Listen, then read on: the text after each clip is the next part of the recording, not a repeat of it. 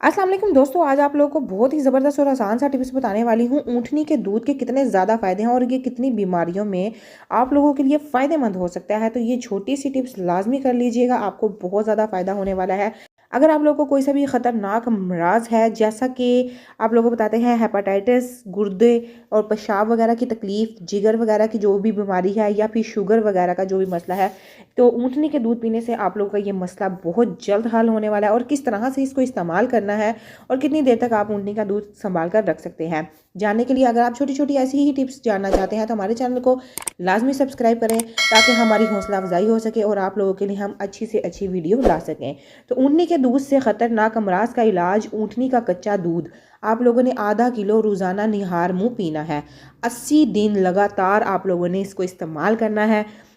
आप लोगों को जो बीमारियां बताई हैं ये आप लोगों की मुकम्मल ख़त्म हो जाएंगी, अल्लाह का करम हुआ तो। ये आप लोगों का खाना भी हजम करेगी और आप लोगों के जिस्म में ताकत भी पैदा करेगी। दूध कच्चा ही पीना है, ऊँटनी का दूध पीना सुन्नत भी है। ये दूध अगर 1 घंटा तक खुली हवा में पड़ा रहे तो इसमें कीड़े पैदा हो जाते हैं, इसीलिए कच्चे दूध को आप लोगों ने फ्रीज़र में लाजमी रखना है। इन्फॉर्मेटिव वीडियो दूसरों तक लाजमी शेयर किए करें ताकि इसका फ़ायदा हो सके। Thank you for watching my video.